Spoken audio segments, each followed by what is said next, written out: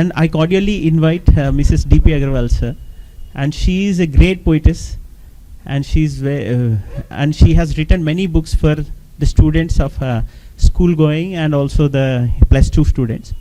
And I have attended I got a great privilege to attend that ceremony. Good evening, sir, first of all, and it is delighted to I'm delighted to see both of you. And I have two questions, sir. So first one is, like, in the present situation, we are seeing a lot of distractions, right? I'm sure you would have faced different kind of distractions, but the context would be different. So what is that one quality which you have possessed, which so that you could cross all these distractions and reach the position that you are? And can I say my second question as well? And the second question is, sir, both to ma'am and sir as well. If you could actually go back 40 years and you could talk to your younger self, both of you, what would be that one great thing which what would be the thing, or what would be the advice both of you would talk to each other? You have seen the journey, sir, and I have actually know a lot about you. You are the man, you are the legend who has actually kept given the aptitude, ethics, everything. And you have you have actually integrated technology into the UPSC examination. So you have done wonders. So both of you, and ma'am as well, as Bhavani Shankar sir has said, you have excelled in poetry. And so what would be that one thing you would, both of you would tell to your younger self? And probably in my background, I do come from a village. My education was in village. And therefore you sleep by 8 o'clock and you get up before the sunrise. As I moved into the city, there used to be combined families. And in combined families, and if you are younger, you are supposed to do a lot of little things. There will be no servants at home. So if a senior brother or any senior in the house, he'll ask you to do few things. I remember when I was still studying in engineering, and even start solving some of the problem. And if somebody at home said, please do this, now there's no option but to do it. So the thinking that I was solving a problem, I'll be distracted, this will not come. Because we always believe that we are there are certain responsibilities we must be done, and we are taught about it. And we took in the stride. So learning was that whatever you are doing, do it with concentration. If somebody breaks your concentration, come back again and take as little time to do it again with the same intensity. Now I think this is currently missing. Missing because there is no minute when you are not disturbed. And keeping equanimity at that time is almost impossible. And I know. For example, when I talk to large number of students, even in the classes, when I talk to faculty, your teachers are here, it was quite possible in earlier days that you can sit down in the lecture of a teacher and could concentrate. Full 35-minute, 40-minute periods used to be 45 minutes. Your lecture would be 1 hour or 45 minutes. Nowadays, when it is 15 minutes, 20 minutes, you start getting restless. Because on your mind, there has been a continuous impact of either the noise or something being said, or your discussion, or your thinking. So you tend to get distracted quickly. Now this is a new thing. I remember, I would corroborate, when my son was young, first time we got a computer at our home, and when it came, they almost became addict on it. They'll play with it. So the devices where there is a screen, on which there is a lot of light, it makes a lot of impact on your mind. But many things can happen. So this distraction of today were actually not there. If you are committed to study, there was time. But there was another problem of the resources. For example, even a typical college like you are in, you are almost in a city. There's electricity, there's everything is available. There are good teachers available. There are good literature available. You can go to market and buy any book. Earlier days, this freedom was not there. So resources were limited. And when you have lesser resources, if you want to succeed, then you have to plan. I remember when I was very young, to get a piece of clean paper was not always possible. So I developed a habit of writing very small, so that on one page I can do 20 sums. Now this is currently is not done. Parents tell you write properly, they provide all of it. So parent support has also become much better now. And you are given a more comfortable conditions than they were in earlier days. We have moved a lot. Country is growing, and there is a scope for everybody. But there is another change which has occurred, in which I keep on saying we are young people, boys and girls. Today, when you look at many things on your television, you should keep in mind that 90% of them is not real. The entertainment world depicts different entities in quite a different perspective, which in real life does not occur. So it is now the role of teachers to bring you the reality before you. For example, most of you are in 9th, 10th, 11th, 12th. Your graduation? Okay. Now, in 3-year time, today in the morning I said, in current day life, 2 years of 11, 12, 3 years of graduation, and 2 years after graduations are critical. If you can plan your roadmap, and this roadmap has to be individual. For example, whatever your name is and whatever other people are, you are attending same courses, but your dream, your destinations, your own capabilities are different. So my suggestion to all of you, please choose according to your strengths. It is good to copy, you want to follow somebody. Create a role model, but create a role model from the real life. Okay? Avoid politician as a role model. Not that they are good, bad people, they are not bad people. But they struggle as of a different kind. Most of us who come from the kind of families we all are not very rich people. We have only meager resources. Within those meager resources, we can't waste them. So, make the best use of resources available. So, this is part of the first. Second question, since he said I must answer, though she is the driving force. I as a father was always worried what my son and daughter would do. I have one son and one daughter. We are lucky, both of them are very bright. Like any other father, I was also affected by public in general.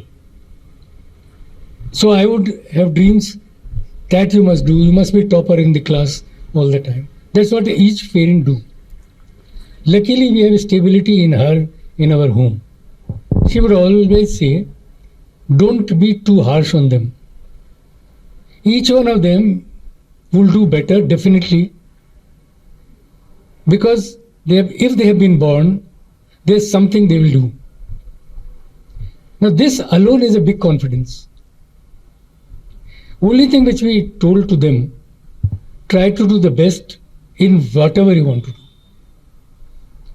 And I can cite an example. Of course, my son and daughter both did engineering. My son did from IIT. People go to JEE competition and all that. He didn't. He sat at home and he will ask his mother, please give me any question anywhere from the book and he'll solve. Set a question paper. So she will set a question. मुझसे कहता था कि आप paper बना दो, तो मैं उसकी किताब में से बहुत सारे क्वेश्चन लेके पेपर बना देती थी और उसको टाइम के हिसाब से करता था. Now this is a learning that every day when you study, If you have studied one chapter, take 3 questions out of it, either you or your friend, and solve them in a mode as if you are in examination. Simulation of examination at home avoids the pressure in the examination hall.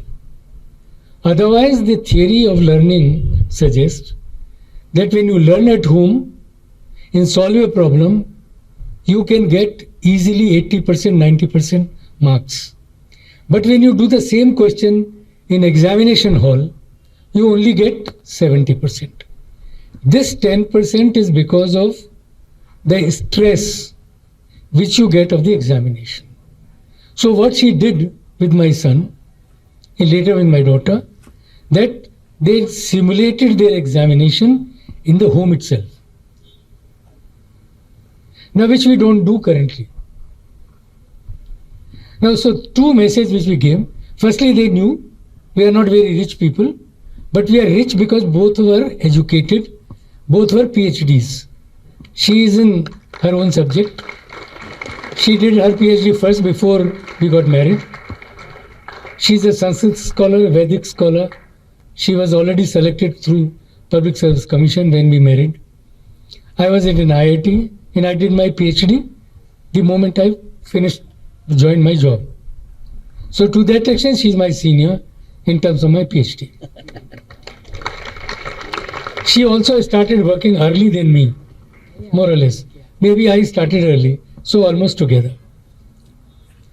But we both taught. Now, when you decide your career, it should be important.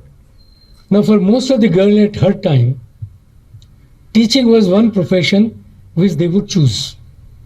Most of the girls are here. But today the world has changed. There are lots of opportunities. And you have not only one option, but you have multi-option. Today I said in the morning, the girls can be civil servants. The girls can be top academics. The girls can be scientists. You remember in the Chandrayaan projects, the top leaders in design, science, technology are mostly women scientists. There's also an emphasis on women leaders in science and technology. The government is focusing. There are no dearth of top-class sports persons today in the country. And you know, the maximum number of medals have been won both in Asiad and Olympics by girls only. So today the world is different. Even in our own city, we have PV Sandhu. She is one of the legendary. You know it. She comes from a middle-class family. Through effort, the best can be achieved. Now that's all the education we gave to both our children. Both went differently. He did IIT, went abroad, both on a scholarship. We didn't pay a single paisa. She will account for it. They decided what they want to do. When my son was graduating, IT was in the top. 2000 he graduated? 2000. And at that time, everybody said getting a job in Infosys is the most prime job. One day he comes to us, a letter appointment from Infosys, which everybody thought was the best which could do. But then he said that he will not join. He said clearly that he will not join. He said this is only for you because you kept saying that currently the best boys and girls go to IT sector in Infosys. Well, that's the first company, which he achieved and showed that he can do. So set your targets, achieve it, but it is not the end. So he decided to do his doctorate in higher education, went abroad in a scholarship. And I remember before he went to his university, which is one of the best in America, I met his professor and I asked him, why did you choose him? I was a professor in IIT Delhi. So you can imagine IITs have a lot of respect. So when I met their professor, he respectively said, this is the first candidate we are taking in our department from India. And they said, why are they taking him? he got 100% marks in quantitative paper, which is in GRE. That means he could utilize power of mathematics to solve any problem. And today only when I was talking to him, he was telling me, because of his effort, he learned to be a good transport engineer. He is actually in transport modeling, and he planned some projects for Madras Chennai airport. 5 years ago, he predicted through his model that how many passengers would come in Chennai airport in 5 years. Today he said that his prediction 100% met by the figures of today. Now that's the kind of commitment you must have. I'm not saying it's my son. I would equally be happy and proud if each of you do the similar things. So point I'm making, please choose your career in which you are more interested. Parents want to do many things. You are not rebel. But when you choose what you want to do is the best, you always do it best. So my advice to you would be, though dinner time is not an advice time, dinner time is to enjoy food, talk much more free. But since this is an opportunity, I have been a teacher and teachers should speak, isn't it? I am not a guru, I am a teacher. The gurus are different. So my advice is, make your own choice. If you make your choice, please work very hard. Nothing comes work without hard work. We have slogged 24/7 to be in this position. I remember, and she can tell, when I was director, the first triple IT in the country, you heard Indian Institute of Information Technology. There is one in Hyderabad, which Chandrababu Naidu ji got started up. Before that, there was one in Gwalior, which was set up by the Government of India. And I was the founder director, the first one. And I worked 24/7, 365 days to build that institute.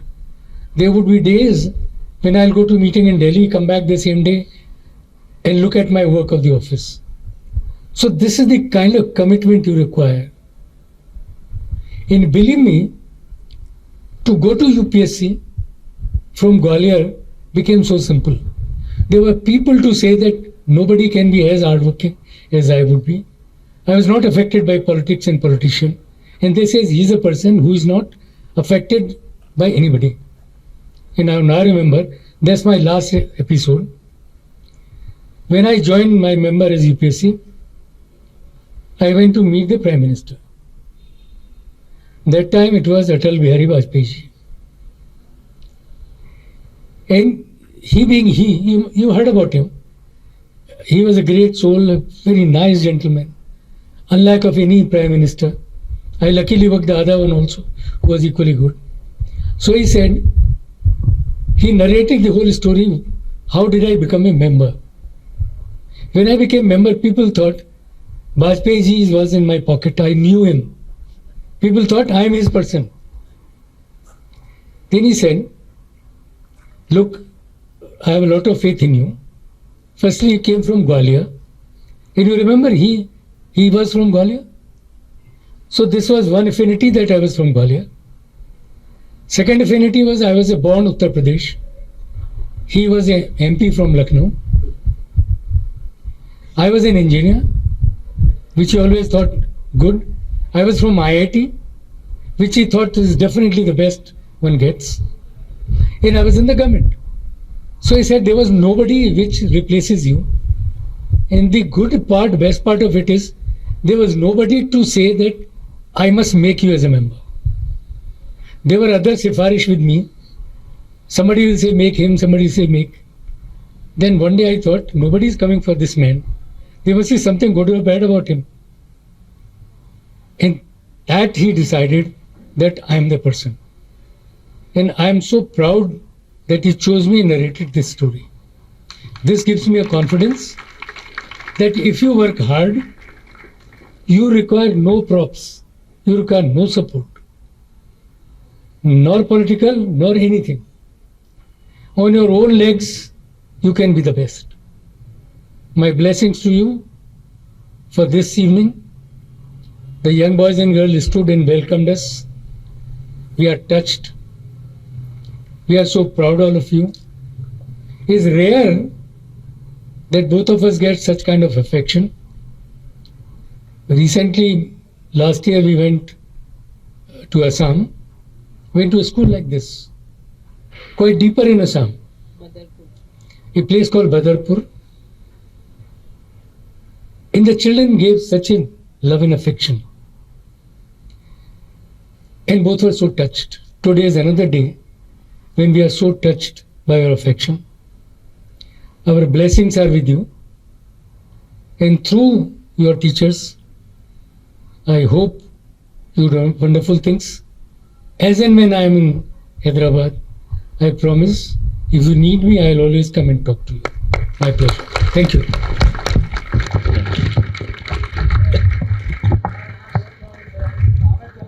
Thank you.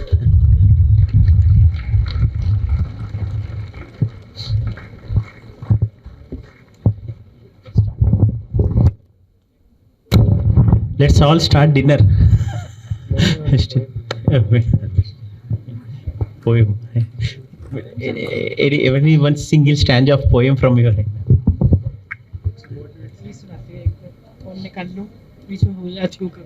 दोनों में से सुनेंगे. No. She has recently written a book mainly for children. No. This book is very popular, and she also got her YouTube. YouTube is called it's a YouTube channel called the Mridula Talks. The whole scope of this channel would be, she is a Sanskrit scholar. First on the poetries for children. One of her poetries which were written for children about an elephant has already been seen by 2 lakh people just within 1 month. If you go yourself and look at the Mridula Talks, it's in Hindi, title is in English, but you will love it. The next one now she is doing, you all heard, called Gayatri Mantra. Each of you know it? Can anybody recite? Anybody? Can anybody recite Gayatri Mantra? Take a chance, it doesn't matter. Say, all of you know it. Okay, I'll ask her to recite. Can you recite? ओम भूर्भुवः स्वः तत्सवितुर्वरेण्यं भर्गो देवस्य धीमहि धियो यो नः प्रचोदयात्. So very current. इसका अर्थ क्या है? मैंने अपने चैनल पे गायत्री मंत्र का अर्थ हिंदी में है, लेकिन तो अच्छे से एक्सप्लेन किया है. अगर आप हिंदी समझते हैं तो ज़रूर सुनिए इसको. It's not very difficult. बहुत सिंपल है. Because each word has a different meaning, and then you will appreciate and respect the shloka in the mantra. क्योंकि इसमें ओम भूर्भुवः स्वः ये मंत्र का भाग नहीं है. मंत्र तत्सवितुर्देव वरेण्यम से शुरू होता है. ओम भूर्भुवः स्वः अलग है, वो शुरू में बोला जाता है. ये एक परंपरा है. ये पूरा अर्थ आप उसमें देख सकते हैं. So first, the children book published already. She already has a PhD published, which is Science in Vedas. And third book in the poetry is in publication. She will probably. उसी में से एक कविता मैं सुनाती हूँ आपको, जो अभी छपने वाली है किताब.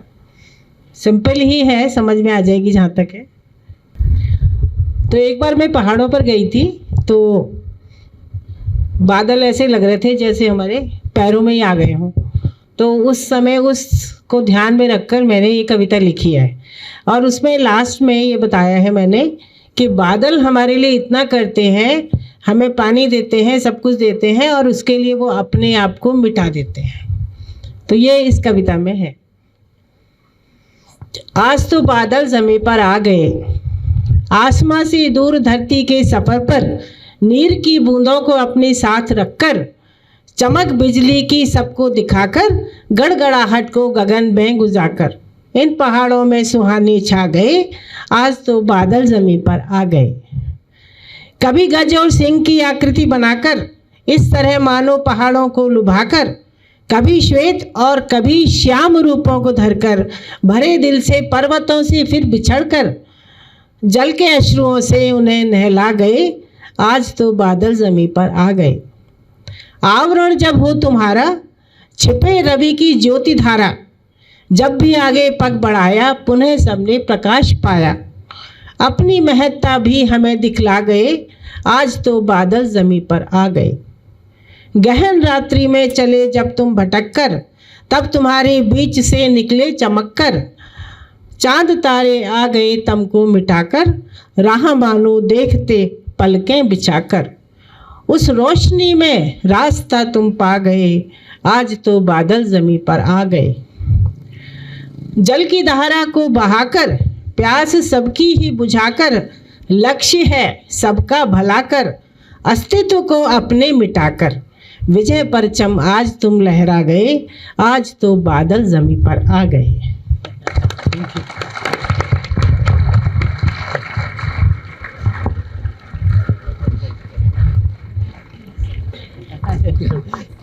She knows very well. She knows. Yeah. Let's start our dinner. Yeah.